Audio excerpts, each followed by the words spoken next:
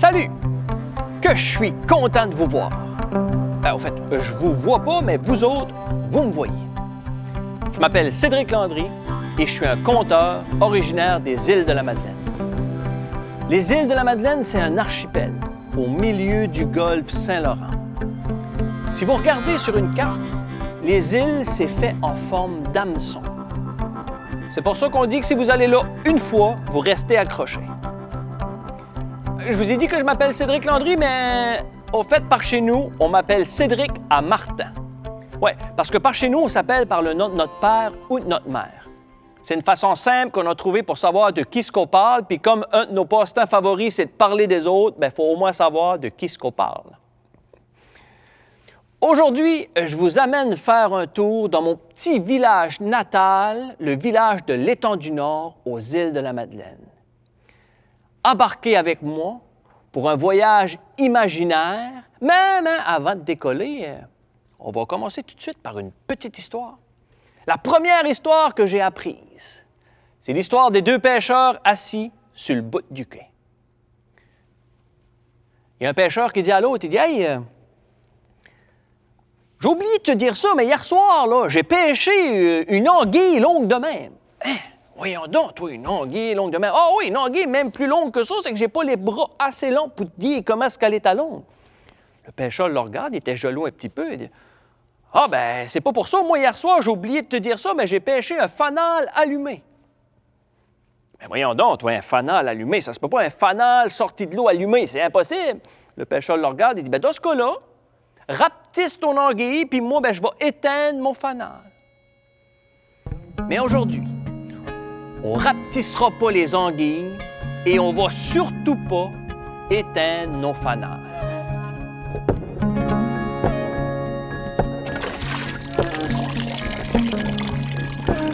OK, venez-vous-en. Je vous amène faire un tour par chez vous.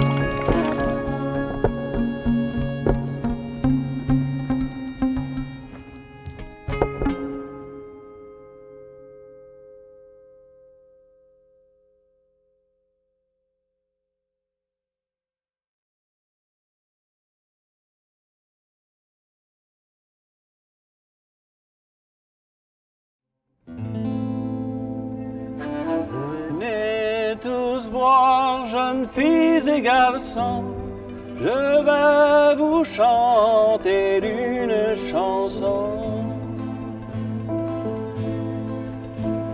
C'est sur une jolie demoiselle, à tous les jours, soir et matin, elle avait l'amour à la terre. Elle n'en aimait pas d'autre que le sien.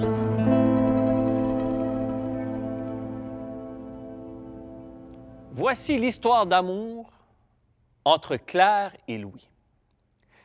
Claire et Louis, ils sont nés dans le plus petit village des îles de la Madeleine, le village de la Pointe-aux-Loups. À la Pointe-aux-Loups, c'est tellement petit qu'en 1920, il y avait 6 de population. Claire, son père puis sa mère qui restaient dans la Maison Bleue, puis Louis, son père puis sa mère qui restaient dans la Maison Rouge. C'est tellement petit à la Pointe-aux-Loups que le panneau, quand tu arrives dans le village, c'est écrit « Bienvenue à la Pointe-aux-Loups », puis sur le même côté, c'est écrit « Au revoir ». L'histoire commence quand Claire et Louis avaient 9 ans. Claire a sorti de la maison chez elle, elle a traversé la rue, elle est allée taper à la porte chez Louis. Louis a ouvert la porte et elle a dit « Ça te tente-tu de jouer à la cachette? Si tu me trouves, je te fais un bec. Puis si tu me trouves pas, je suis caché dans le garde-robe. Comment est-ce que tu veux pas tomber en amour avec ça? » Et nos deux amoureux, ils ont passé leur adolescence ensemble, ils ont grandi, puis à l'âge adulte, ils devaient se marier, tout allait bien, ils étaient heureux. Mais en 1932, c'est la fondation de l'hôpital général de Verdun, à côté de Montréal. Et ces années-là, ils ont engagé une centaine d'infirmières des îles-de-la-Madeleine pour aller travailler à Verdun. Et là, vous avez compris que Claire, c'était une infirmière. Fait qu'elle a décidé de partir des îles pour aller travailler à Verdun parce que dans ces années-là, l'économie n'allait pas très bien, puis il n'y avait pas beaucoup d'ouvrages. Louis, il devait rester aux îles pour faire la pêche avec son père. Fait que Louis, il a fait une promesse à Claire. « Claire, je finis la saison de pêche avec papa, puis aussitôt que l'automne arrive, je m'en vais te rejoindre en ville, je te le promets.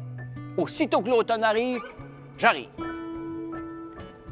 Mais dans les histoires, c'est jamais aussi simple que ça, sinon ce serait plate un petit peu. Hein? Ce qui est arrivé cette année-là, en 1932, le 5 août précisément, tout le monde était aux îles. Il faisait beau, gros soleil. Le monde était sur la plage du Sandy Hook à construire des châteaux de sable. Tout est beau, la vie est belle, mais à l'horizon, il y a un gros nuage qui s'avance vers les îles. Il se parque au-dessus des îles. Il commence à neiger, puis il tombe 100 cm de neige dans 1 heure, puis l'hiver était pogné pour de bon. Avec l'hiver qui est arrivé d'un coup sec, le traversier a dû arrêter ses voyages pour l'année. Et rendu au mois de mars, la tempête de neige du mois d'août n'était pas encore finie. Et nos deux amoureux allaient être séparés pour beaucoup plus longtemps qu'ils pensaient.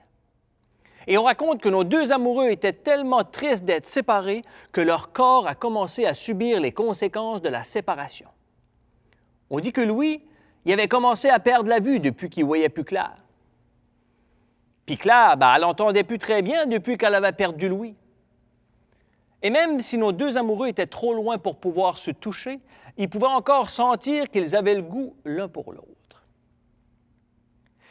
Pour passer le temps, Louis, ce qu'il faisait, il jouait au hockey. Et ça, c'est l'activité qui réunit puis en même temps qui divise toute la population des îles. Le monde se donne rendez-vous sur l'étang à Ben pour des duels inoubliables. C'est le 7e match d'un 4-7 entre les Kings du Havre-Robert et les Royals de l'étang du Nord. C'est 3-3 et on s'en va en prolongation. Augustin Minnick, l'arbitre du match, se plante les 2 patins dans l'étang à Ben. OK, tout le monde, là! Faut se dépêcher, là, parce qu'il continue de vanter, puis il neige, j'ai de la misère à voir le bout de mon nez. Pip! Louis saute sur la patinoire. Oui, Louis, il vient de la Pointe-Loup, mais nous autres, on l'a repêché rapidement pour l'étang du Nord. C'est le meilleur joueur des îles. Puis en plus, cette année-là, il venait d'avoir des nouveaux bâtons de hockey, puis il les avait eus gratis. Il n'avait pas payé 1 cent pour. 1932. Début des premières palettes courbées dans la Ligue nationale. Florenda, la propriétaire du magasin général, elle reçoit une batch de bâtons, elle regarde ça comme il faut, puis elle dit « Oh ben là, il a tout tordu là, le voyage. » Louis passe par là. « Hey Louis, garde ça, le bâton a tout tordu. »« Non, paye-moi pas, garde-le, c'est gratis, essaie de détordre la palette. » Fait que Louis, il avait des nouveaux bâtons, palette tordue. Ça, là, ça fait des beaux top nets. Il saute sur la patinoire. Il déjoue un joueur, un deuxième joueur, un troisième joueur. Il arrive devant le gardien adverse qui déjoue d'une feinte magistrale. Puis juste comme il vient pour lancer dans un filet désert, une bourrasse de vent emporte le but vers le large. Louis continue sa course, mais le but continue sa course vers l'horizon. Et là, Louis pense à son père qui disait tout le temps, « Louis, dans la vie, c'est important d'avoir un but puis de le poursuivre. » C'est exactement ce qu'il a fait. Le monde des îles a vu Louis disparaître dans des bourrasques de neige vers le large. Il avait décidé de tenir la promesse qu'il avait faite à Claire. Il allait la rejoindre à Verdun. OK. Là, on est obligé de faire un petit peu de géographie. Ça se peut partir des îles en patin pour se rendre à Verdun. Il faut que tu traverses le golfe Saint-Laurent, que tu montes le fleuve Saint-Laurent jusqu'à Verdun, puis d'après moi, c'est 5-6 mois de patinage. Mais lui, il avait décidé de faire ça. Il a patiné comme ça pendant des semaines. Il y a même du monde qui disent dans le bout de Gaspé, Kamouraska, l'île d'Orléans, il y a du monde qui disent avoir été réveillé la nuit par des coups de patin des soirs de pleine lune. Il patinait comme ça depuis une couple de jours quand tout d'un coup, il break sec. La glace avait cédé. En face de lui, c'était la mer à perte de vue. Il voyait bien que la glace en continuait là-bas au loin, mais c'était un bon petit bout. Il était rendu trop loin pour virer de bord. Il était tout seul au milieu du fleuve Saint-Laurent, puis il ne pouvait plus reculer. Ce qu'il a fait, c'est qu'il a donné 3 bons coups de patin. Puis il a sauté dans les airs le plus haut qu'il pouvait. Et à la dernière seconde, il a été attrapé par une douzaine de goélands qui l'a aidé à traverser jusqu'à l'autre bord. Il a redescendu, il a continué à patiner. C'est depuis ce temps-là qu'on dit que l'amour donne des ailes. Claire, avant chaque corps de travail, ce qu'elle faisait, c'est qu'elle allait marcher sur les berges de Verdun, dans l'espoir d'apercevoir son amoureux. Une bonne journée, qu'elle marchait sur la berge, elle se tape dans quelque chose. Elle enlève la neige, c'était le but de Louis. Si le but était là, Louis ne devait pas être loin, ça fait qu'elle s'avance sur la banquise et là, à travers des bourrasques de neige, elle voit son amoureux qui arrive du large et qui se dirige vers elle. Et nos deux amoureux étaient enfin réunis. Presque. Oui, presque, parce que là, Louis, c'est quand même un gars compétitif. Lui, il n'a pas arrêté. Oh non, il a continué tout droit, puis il a envoyé la rondelle directement dans le top net, puis les Royals de l'État du Nord a gagné la grande finale! Oh, oh! OK, c'est une histoire d'amour que je te racontais quand même, là. Claire, elle s'est approchée de Louis, puis elle lui a donné une bonne tape d'amour derrière les oreilles. Louis s'est retourné, ils se sont embrassés. Ils se sont mariés à l'église Notre-Dame des Sept Douleurs à Verdun. Ils vécurent heureux et ils eurent une trollée d'enfants.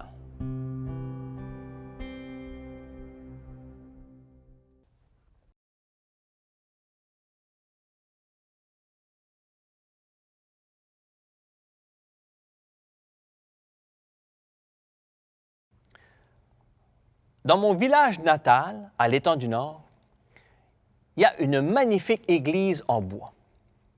Le seul petit problème avec cette église-là, c'est qu'elle est tout le temps dépeinturée. Oui, à chaque 2-3 ans, on est obligé de faire une collecte de fonds pour acheter de la peinture pour peinturer l'église. Elle a été construite en 1880. Le curé de l'époque, le curé Lafrance, il s'était mis dans la tête de construire la plus grande église des Îles-de-la-Madeleine. Ah, lui, là, il voulait la plus grande église, une église qui touche le ciel. Le seul problème, c'est qu'aux îles, on n'a pas beaucoup de bois. On a bien des petits arbres, c'est des arbustes, mais là, d'après moi, on prend 5 millions pour construire un cabanon. Mais lui, il s'était dit, on va prier tellement fort que le bon Dieu va nous envoyer du bois. Eh bien, le curé Lafrance, il a commencé jour et nuit à prier. Ah, des prières de compétition, là. Il se mettait les pieds là, dans un pied de vent, puis il quémandait du bois au ciel. Ouais. Vous savez, c'est quoi des pieds de vent? Vous savez, quand le soleil transperce les nuages, puis ça fait des faisceaux de lumière à l'horizon. Bien, c'est ça, un pied de vent. Le curé Lafrance, il disait que c'était la meilleure façon de communiquer avec l'au-delà. Ah, puis il disait là, que pour avoir une bonne connexion avec l'au-delà, idéalement, tu te mets les pieds dans l'eau d'ici. C'est un peu comme Skype, mais plus rapide. Fait que jour et nuit, le curé Lafrance, il priait, puis il priait, puis il priait. Il faut croire que la connexion était bonne, parce qu'une bonne journée, le bon Dieu a répondu à sa demande. Un lendemain de tempête, il y a un bateau qui s'était échoué sur la plage de la Pissabila. Puis le bateau avait déversé une quantité industrielle de bois. Oh, il y avait des morceaux de bois. Là, écoute, c'était des 12 par 12, là, des gros billots de bois. Puis il y en avait à la longueur de la plage. Ça partait de la Pissabila, puis ça se rendait jusqu'à la plage du Havre-Robert sur des kilomètres de long. Eh bien, le curé Lafrance, il a pris les paroissiens, il est allé chercher du bois, il a ramené ça à l'Étang du Nord, puis là, ils ont commencé la construction. Et pic et pac à grands coups de marteau, les gouines dans le tapis, le rabot à bois qui boucanait la journée longue, puis pic et pac, mais l'église a été montée dans le temps de le dire, une église magnifique avec un pignon qui touchait le ciel. Ah, le curé Lafrance était fier. Ah, il était fier, mais juste avant qu'elle soit terminée de construire, d'après moi, il a été un petit peu trop fort avec le rabot à bois, parce qu'il n'a pas juste boucané, non, il a fait une petite étincelle. Ça a pris dans le bois de l'église, puis dans le temps de le dire, les flammes ont monté jusqu'au pignon, puis boum, l'église a pris en feu, puis ça a brûlé, puis dans quelques heures, il y avait juste de la poussière. Le curé Lafrance, il était bien déçu, mais il restait encore du bois. Il a emmené les paroissiens, il dit on va aller chercher d'autres bois, puis on va ramener ça. Ils ont pris le bois qu'il y avait sur la plage, ils ont ramené ça, puis ah ouais, ils ont commencé à construire une nouvelle église. Et pic et pac à grands coups de marteau, les gouines dans le tapis, le rabot à bois qui boucanait toute la journée, mais pas trop, là, juste un petit peu. Là. Puis ça n'a pas été long que l'église a été montée. Elle était même encore plus grande que la première. Ah ouais, là, le pignon, là, ben, il dépassait le ciel. Ah, le curé Lafrance était fier de ça. Mais juste comme ils devaient installer la cloche, ils ont installé la cloche, il y a un gros nuage gris qui s'est parqué en haut, puis là, la foudre a frappé sur la cloche, ça a fait une étincelle, pouf! Ça a pogné dans le bout de l'église, puis encore une fois, les flammes se sont propagées rapidement jusqu'au pignon, puis dans le temps de dire, ben, l'église est partie en poussière. Hey, là, le monde était bien déçu. Là. Ça avait travaillé fort là, pendant des mois et des mois pour construire 2 églises. Là. Puis en plus, le curé Lafrance est allé avec les paroissiens aller voir sur la plage s'il restait du bois. Puis finalement, il restait du bois pour une dernière église. Ils ont pris leur courage à 2 mains, puis ils ont redressé les manches, puis ah ouais! Pic et pac à grands coups de marteau, les gouines dans le tapis, le rabot à bois qui allait à pleine journée, qui boucanait tout le temps, puis pic et pac, mais là, wow! C'était la plus belle. Quelle belle église! Elle touchait le ciel, elle continuant, puis d'après moi, une coupe de planches de plus, ça se rendait quasiment à la lune. Le curé était fier, mais le monde avait peur un petit peu. Là, il y avait 2 églises qui avaient brûlé, puis là, les rumeurs ont commencé à circuler dans mon village natal. Il y avait juste un survivant dans le bateau, le capitaine. Il ne parlait pas un mot de français. Personne n'a jamais compris ce qu'il disait. Il a pris le premier navire qui est passé par là, on ne l'a jamais revu, mais là, le monde commençait à dire « Il a peut-être vendu son âme au diable. Peut-être que le bois est maudit. » Puis là, ça a commencé à parler comme ça dans mon village natal. T'allais au magasin général, puis ça disait, il faut prendre du pain, puis du beurre, puis de la confiture. Et quand ça parle de même dans les villages, là, c'est que le trouble est pogné dans la cabane. Fait que là, ça a mis aux oreilles du curé Lafrance. Il a dit, ouais, ça, les affaires de bois maudit, puis tout ça, il ne prendra pas de chance avec ça. Fait qu'il a pris de l'eau bénite. Mais là, pas des petites chaudières d'eau bénite. Non, une quantité industrielle d'eau bénite. C'était des citernes d'eau bénite. Et il a commencé à bénir l'Église. Alors, il a mis de l'eau, mais partout. Il n'y avait pas un pouce carré qui n'avait pas d'eau. Écoutez, c'était une bénédiction de compétition. Il avait quand même assez un gros bras, là, le curé Lafrance. Fait qu'il allait avec force. C'est pas compliqué. On aurait dit Roger Federer qui est en train de servir pour une balle de match à Wimbledon. Il a tellement mis d'eau bénite sur l'Église qu'elle n'a plus jamais pris en feu. Mais il n'y a jamais une peinture qui tient dessus non plus. Si vous allez dans mon village natal, puis vous allez voir l'église, bien, pesez avec votre doigt là, sur le bardeau de cèdre, puis vous allez voir l'eau bénite qui coule. Mais c'est la plus belle église des îles de la Madeleine. L'année d'après, en 1881, il se déroulait un événement important au Nouveau-Brunswick, dans un petit village, le village de Memramcook. C'était le premier congrès mondial acadien. C'est pour ça d'ailleurs qu'on dit que Memramcook, c'est le berceau de l'Acadie. Le curé Lafrance avait été invité parce que nous autres, aux îles de la Madeleine, on est des Acadiens, donc le curé s'en allait à Memramcook, puis comme il est de mise à l'époque, bien, il devait apporter un cadeau. Il se demandait quoi apporter. Il aurait apporté son église s'il avait pu l'emmener, mais là, c'était gros un petit peu. Là. Fait qu'il a regardé autour de l'église, puis il cherchait un cadeau pour amener à Memramcook, et là, il y avait un bout de bois. Un dernier bout de bois qui restait, qu'il n'avait pas utilisé pour bâtir l'église. Ah oui, un 6 là, par 6 par 6. 6, 6, 6. Ben, je vais emmener un morceau de bois de mon église.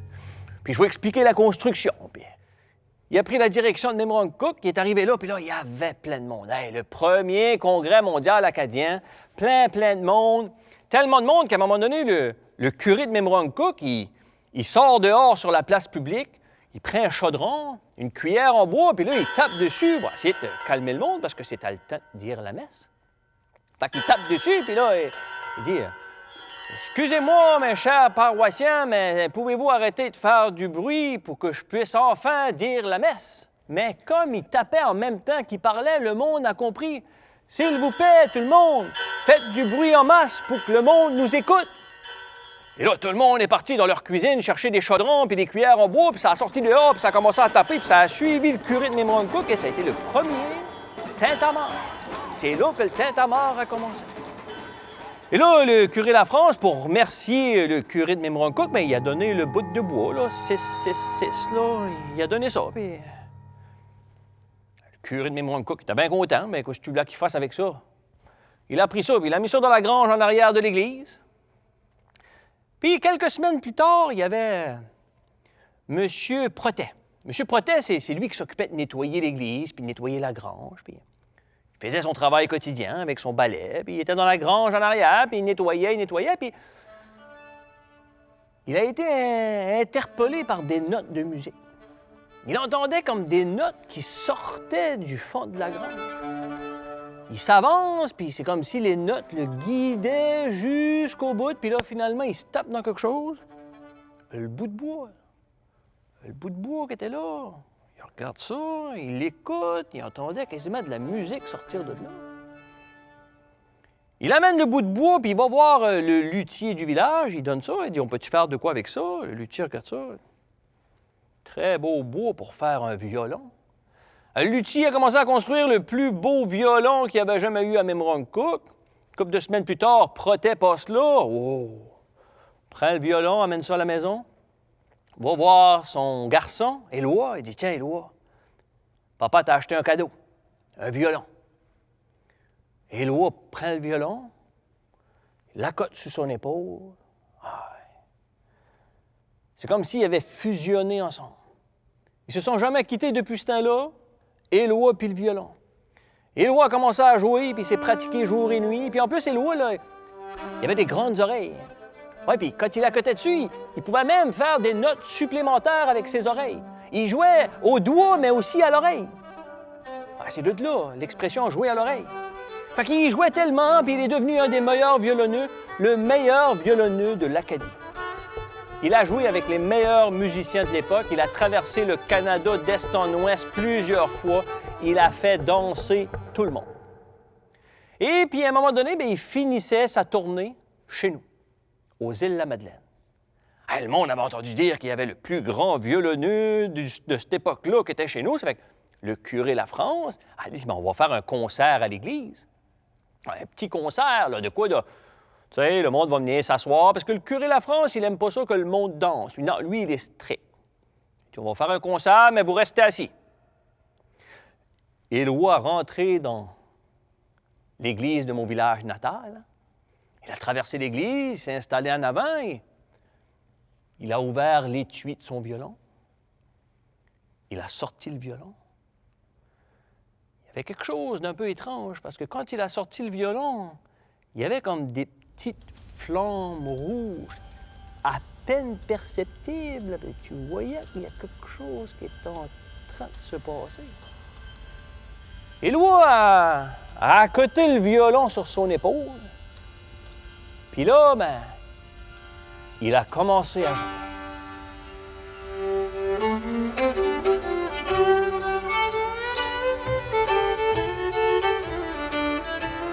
Ah, au début, là, c'était très bien smooth.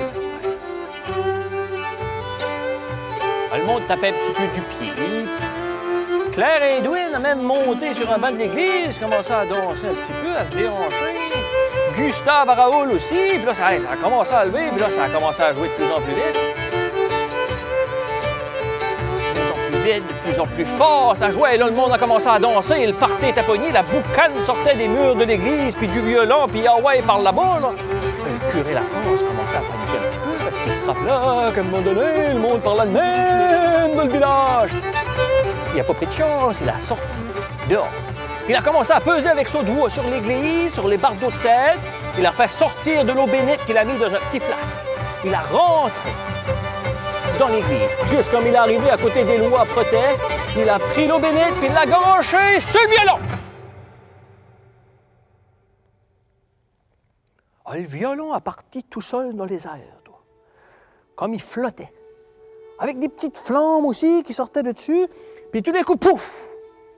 Il a sorti par la fenêtre de l'église, puis le monde a vu le violon disparaître dans les flammes rouges vers l'horizon.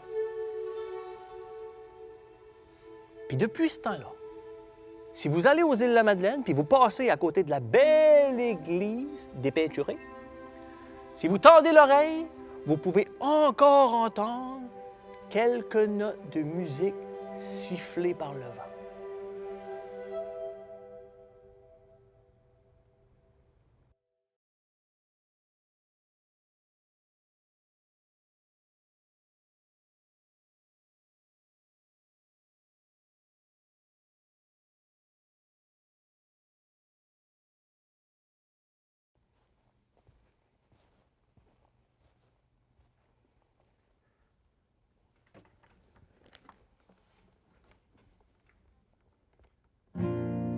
Pas loin de chez nous, presque entre ciel et terre, je regarde la mer qui est quasiment déserte. Le goéland est parti pour passer l'hiver. D'un tapis de neige blanche, les îles sont recouvertes. Je repartons pour la ville, je reviens back sur mes pas. Les îles de Madeleine, paradis d'artisanat. Les Lapierre, les Boudreaux et Mélapole bourgeois. 2, 3. Ceux qui seront sur le quai quand je retournerai là-bas. Puis ceux qui seront sur le quai quand je retournerai là-bas.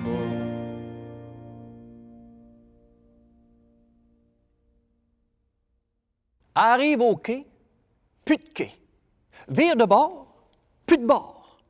Check à terre, plus de terre, lève la tête, plus de tête. Non, ben, quand ça arrive, ça, c'est déstabilisant un petit peu. Si je vous raconte ça, c'est que moi, ça m'est arrivé ici même, aux îles de la Madeleine, à la fameuse journée Concleux. Là, il faut faire attention, par exemple. Aux îles, on a 2 journées Concleux. Il y a la journée où Jean-Paul a appelé à la radio communautaire puis il a demandé la chanson Concleux. Hein? Quelle chanson? Oui, tu sais, la chanson, là. Quand le soleil dit bonjour aux montagnes. Mais, moi, je vais te parler de la 2e journée Concleux. Quand les îles ont disparu. Puis pas juste les îles, tout le monde qui se trouvait dessus. On a tous été aspirés dans le grand trou noir de la préexistence. C'était comme le Big Bang, mais à l'envers. Plus de son, plus de lumière, plus de quai, plus de bord, plus rien, pantoute. L'histoire que je m'apprête à vous raconter, si je ne l'avais pas vécue moi-même, j'aurais de la misère à me croire. Mais, comme c'est à moi que c'est arrivé, je suis bien obligé de me croire. On est dans ma classe de 6e année à l'École Saint-Pierre de Lavernière. On vient tout juste de recevoir des nouveaux globes terrestres. Mon ami Tiluc, qui est le plus curieux de la gang, il se lève, il s'en va en avant de la classe, il ouvre la boîte de carton, puis il sort le globe terrestre, et là, il lâche un cri. What the bug! Un cri qui retentit sur les 4 murs de la classe de mon école. Et là, on se lève, on se garoche en avant, on regarde le globe terrestre et c'est la panique totale. Les îles de la Madeleine ne sont pas dessus. On voit le Nouveau-Brunswick, l'île du Prince-Édouard, Terre-Neuve, la Nouvelle-Écosse, tout est dessus, mais pas les îles de la Madeleine. On n'existe pas. Et là, c'est la plus grosse crise existentielle qu'on vit par chez nous. Tout le monde a paniqué, puis on s'est garoché sur le seul psychologue qu'on avait aux îles. Lui, il a vu tout le monde débarquer chez eux. Il a paniqué lui aussi. Il a pris le premier traversier, puis on ne l'a plus jamais revu. À partir de ce moment-là, je suis parti sur une quête. Il fallait que je trouve si on existe vraiment. J'avais besoin d'aide, puis il y a une personne qui pouvait m'aider. C'est Florenda, la propriétaire du magasin général. Florenda, c'est une voyante. Elle voit des choses que nous autres, on ne voit pas. Tu peux être tout seul avec elle, puis elle va te dire on n'est pas tout seul.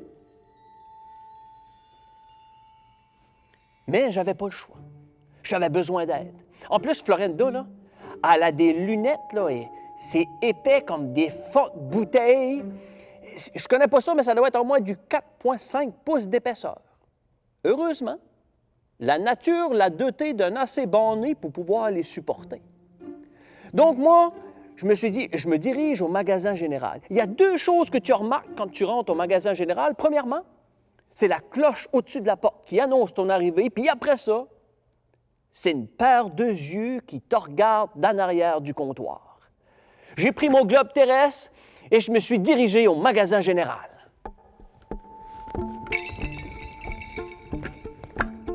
Florinda, est-ce que tu vois quelque chose qu'on ne voit pas? Et là, Florinda a mis la main en arrière du comptoir et elle a sorti une loupe. Une loupe de compétition. Je connais pas ça, mais ça devait être au moins 5 pouces d'épaisseur. Elle a pris la loupe et elle l'a mis devant ses lunettes qui avaient 4,5 pouces d'épaisseur. Et là, j'ai commencé à paniquer un petit peu. Parce que je me suis dit que s'il y a une parcelle de rayons de soleil qui passe à travers la fenêtre du magasin général, qui passe à travers ses lunettes puis la loupe, boum, Hiroshima. Elle a regardé attentivement, puis elle m'a dit, « Bah, on n'est pas dessus. Bah, peut-être qu'on n'existe pas. » J'ai sorti du magasin général. Et là, dans mon village natal, ça avait commencé. Ouais. On avait commencé comme à disparaître. Dans le sens où il faisait noir, là. Le soleil avait décidé de faire la grève. Puis cet été-là, il mouillait tout le temps. Au début de l'été, il avait commencé à mouiller d'en haut jusqu'en bas. Le vent s'est mis de la partie, puis là, au milieu de l'été, il mouillait à l'horizontale. Puis à la fin de l'été, il ventait tellement qu'il mouillait d'en bas jusqu'en haut. Avec pas de soleil de l'été, on avait commencé à déprimer un peu, puis ça s'était rendu jusqu'à ma professeure d'école, Madame Denise. Madame Denise, cette année-là, avait décidé de nous apprendre le français correctement. Pour chaque faute de français qu'on faisait, elle nous donnait un petit coup avec sa bague sur le front. Puis je peux-tu vous dire que c'est très dur d'écrire une dictée quand tu as du sang qui te coule dans les yeux. En plus, moi, je faisais pas mal de fautes parce que, à cause de mon petit village natal de l'État du Nord, tous les mots finissent de la même façon. Pantalon, éléphant, caleçon, c'est toute la même finition.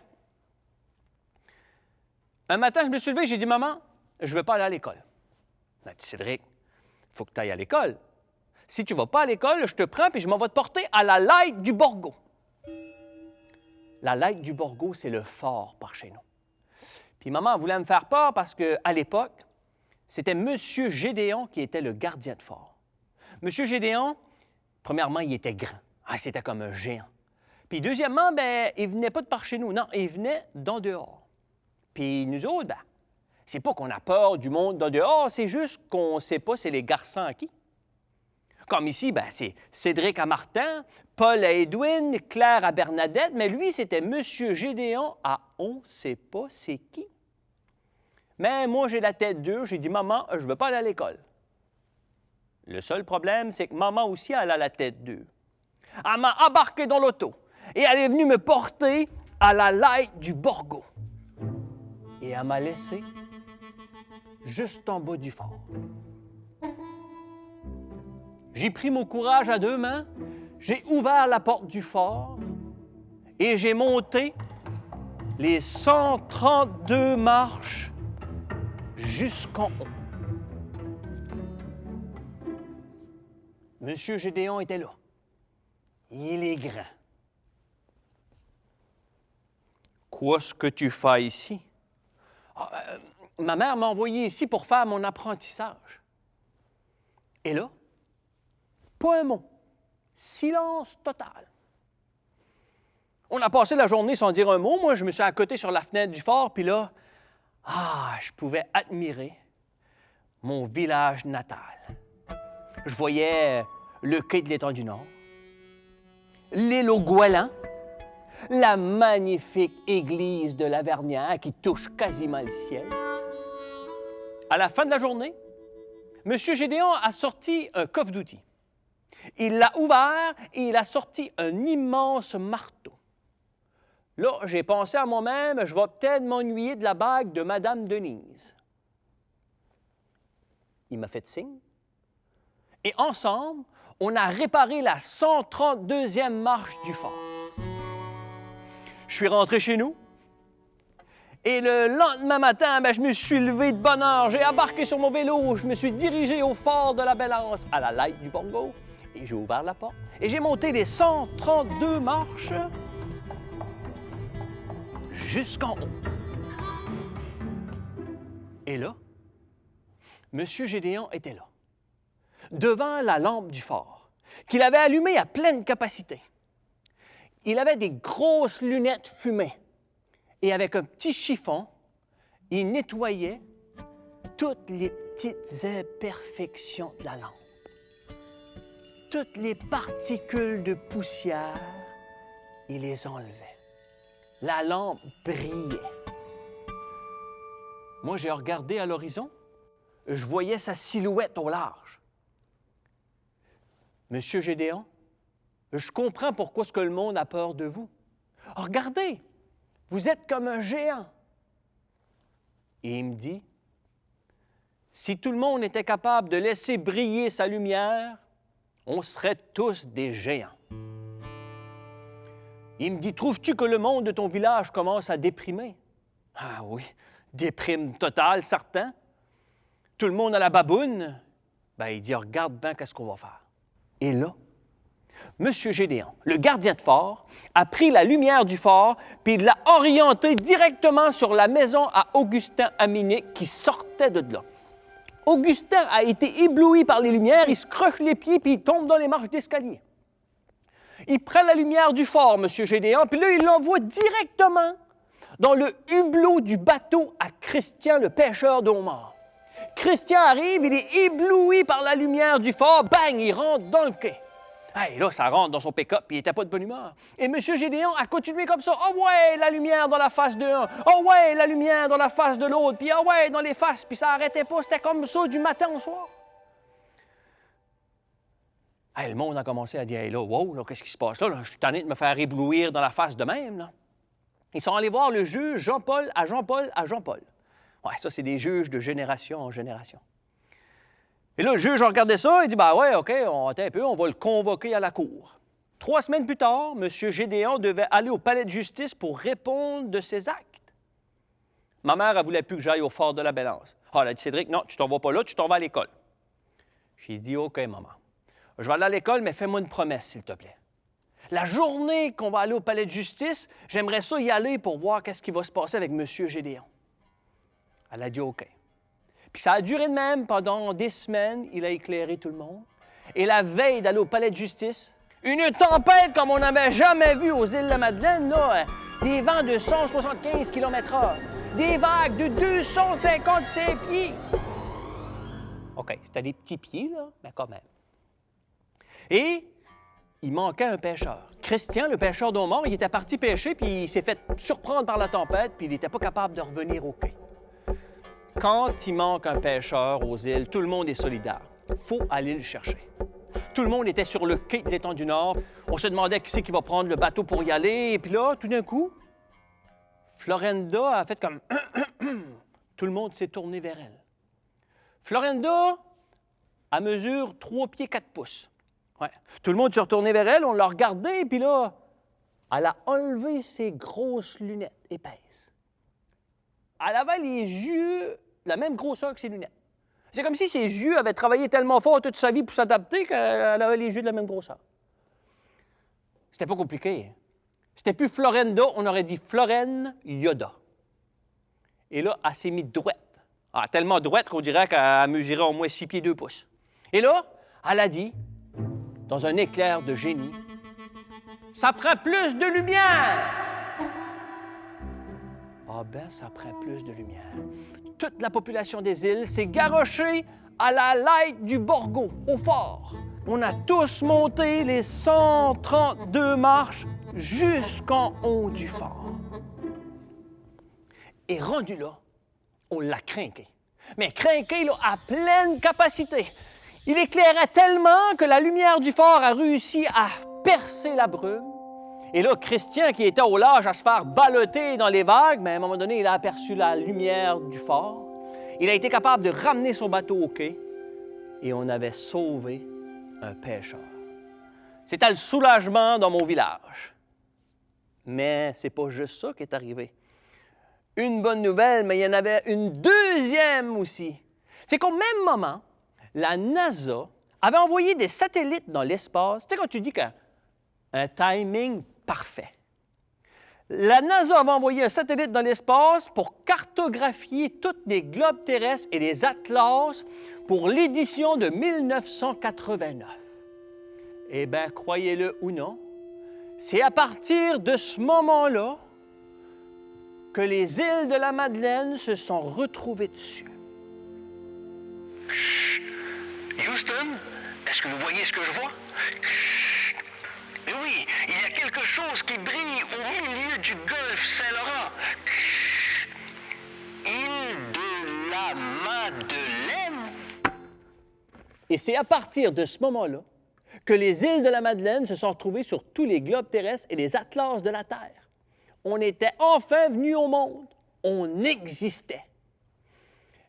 Le lendemain, il fallait se rendre au palais de justice pour voir qu'est-ce qui allait se passer avec M. Gédéon. Ma mère m'a apporté au palais de justice.